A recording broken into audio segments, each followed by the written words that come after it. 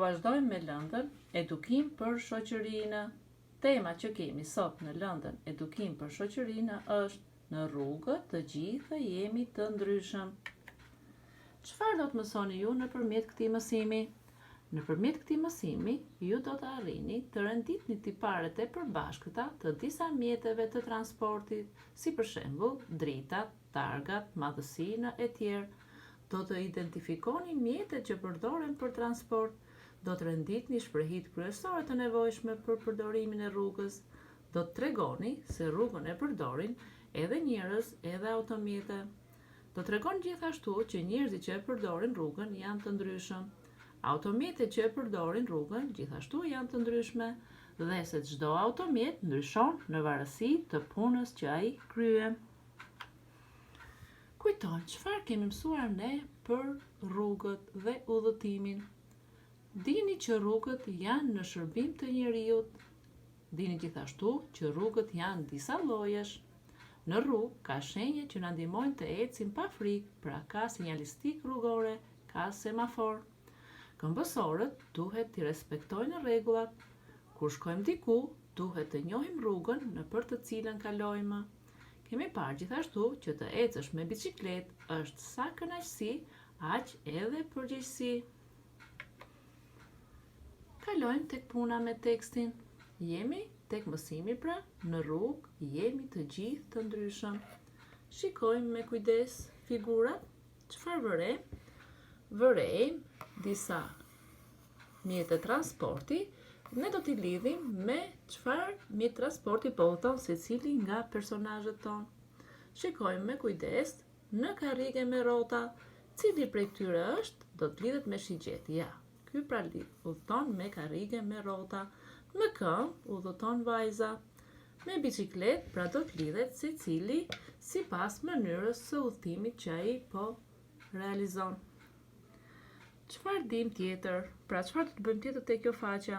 Do të vendosni zanoren që mungon që të plotësohen fjalitë. Pra mungojnë zanoret dhe formohet fjalia.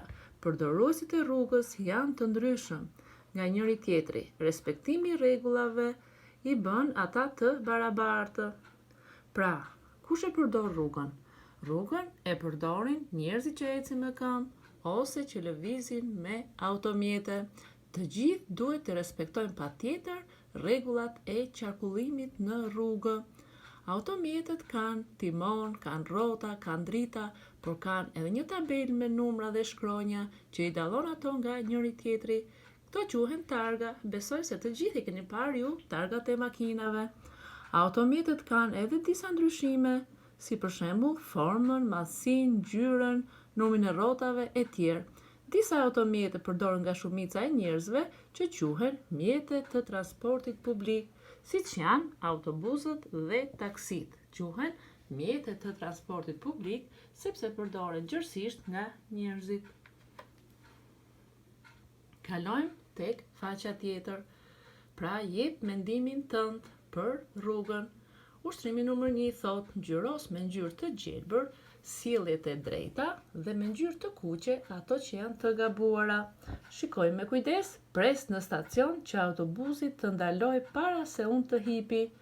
A është e saktë apo e gabuar?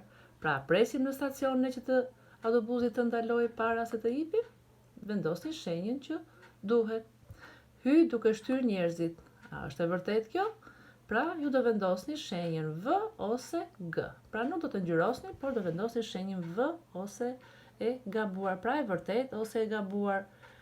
Hedh biletën nga dritarja, janë disa veprime që ju e kuptoni cilat janë të drejta dhe cilat janë të gabuara.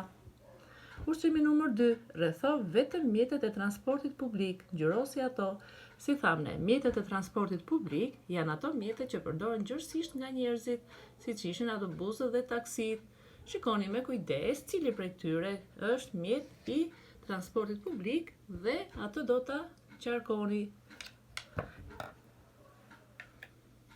Detyrë shtëpie, pra keni ushtrimin 1, atë që thamë më sipër, shkruaj në një fletë të bardhë fjalitë e tij dhe në kuti do shënoni anash, pra e vërtet ose e gabuar. Kaq keni edhe për lëndën edukim për shoqërinë. Faleminderit që më ndoqët. Miropafshim!